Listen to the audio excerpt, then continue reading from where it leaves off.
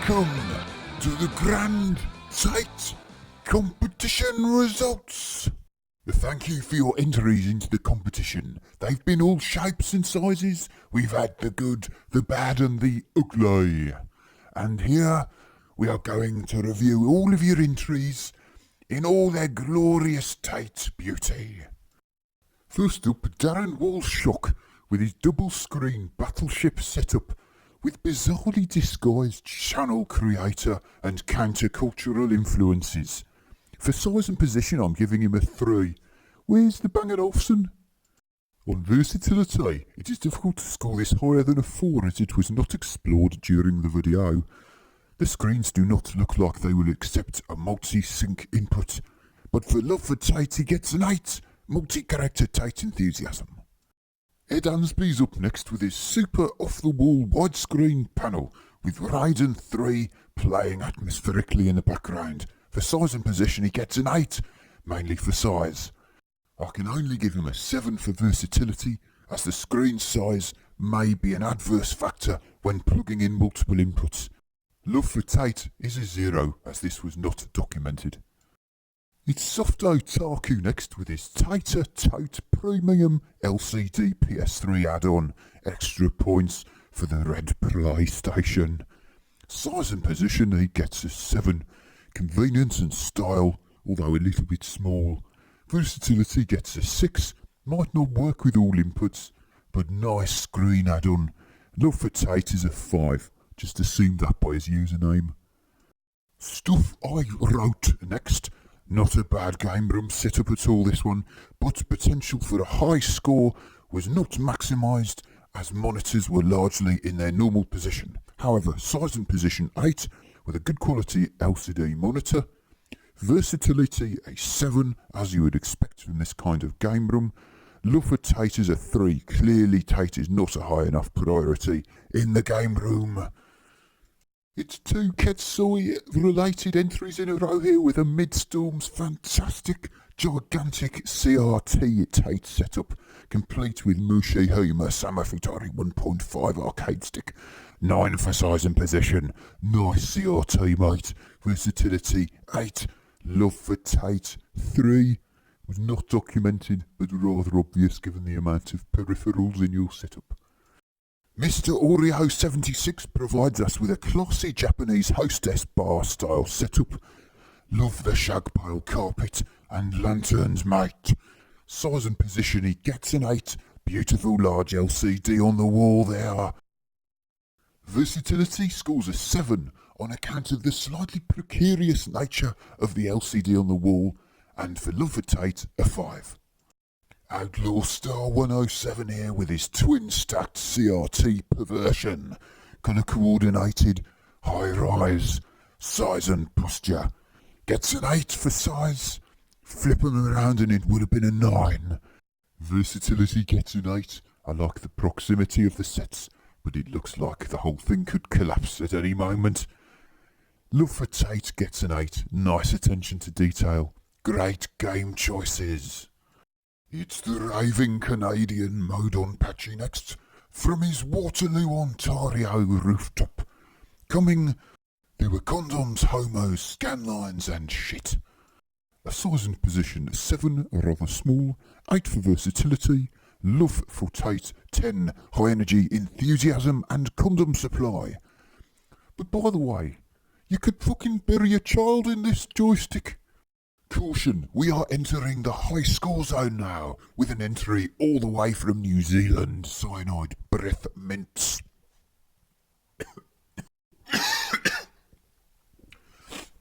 With his rustic Tate outdoor setup, featuring a large Sony Trinitron screen, PlayStation 2, and game recommendation for Gary Stardust. Size and position on face value get a 10. You can't be the great outdoors or a workbench angle. Versatility gets an 8. 1 point deducted for composite video, 1 point deducted due to the risk of rain exposure. Back into the hit zone with a 10 for enthusiasm and love for the Tate gaming setup. Well done, cyanide. It's Wipeout Guy 7 now with his laundry cupboard, I think they call it closet in the States, arcade spectacular. For size and position I can award this no less than a 10, being a closet enthusiast myself. Discreet yet enormous. Versatility gets a 9 with his ingenious AV switch setup. And I'll let you into the secret, I've had an internal battle about this final mark. I can only award 9 for love for Tate, as I suspect this also doubles as a standard Yoko setup. Correct me if I'm wrong. Could be extremely controversial. Back into Wales now. Got something in my ear. What's that in my ear? It's Alex Game Room, with a lovely Tate setup from the valleys in Wales. Yeehaw! They've deafened my bloody ear. During Alex Game Room's video submission, we also witnessed his Mark II Game Room, complete with fine array of vintage and modern consoles, Supergun and game collection. The 21-inch CRT Spunkfest monitor itself gets a 9 for size and position, only missing out on the top mark by being a little bit on the computer nerd side. However, a 10 for versatility recognises just what functionality a Samsung PC monitor has in a Tate setup. Finally, Love for Tate gets a 9, missing out on the full 10 in view of the slightly tongue-in-cheek lack of seriousness.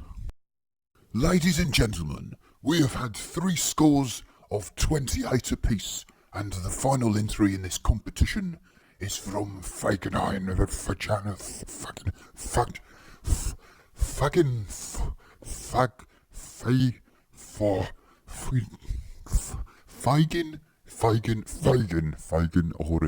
500 with his Sega Naomi sit-down 29-inch pure CRT sex submission. In scoring Faginori's submission, I had to take into account his audacious self-scoring on 2 of the criteria, but on balance found his submission to be accurate, well thought out, and meeting the scoring criteria very clearly indeed. It should be borne in mind that this was the only dedicated arcade CRT entry. Size and position: 29 inches of CRT 6 can only score a... hang on a minute. I would score a 10, but for the fact that a committed observer of this video pointed out that as a 2-player control panel arcade cabinet, the position is not centrally aligned with the monitor. Therefore, taking this into account, the size and position combined score becomes a 9. A single-player arcade control panel would have scored a 10. In respect of versatility, I can only accord with Fagin in believing this to be the most versatile Tate setup that a man can imagine. Multi-sync monitor, multi-controller, jockstrap, loom, whatever he calls it, monitor adjustment knobs. It's got everything. Well done for that 10. At 19 points out of a possible 30, Fagin requires a 10 for Love of Tate to win the competition outright, but a 9 would secure him joint first with the other 3 contenders. On balance, it is clear that Fagin Oris 500 is a man who would turn his own house on its side if there was a bezel big enough. It is clear this man is not only committed to Tate, he is completely addicted to it. Therefore, I am proud to give this man 10 out of 10, winning him the title of Tate Competition Winner. And the winner's prize is an exclusive, all expenses paid evening with Gary Stardust on the winning Tate setup. During this event, an exclusive photograph of Gary, the winner, and the winning Tate setup will be produced and incorporated into the design of a t-shirt being given away to all runners-up in the competition. Congratulations to Fagin or it's 500. Gary's coming to see you, mate. Just a reminder that all entries into the competition will receive an exclusive t-shirt with the winning Tate entry. Thank you all for entering my Grand Tate competition, and thank you for watching. Good night.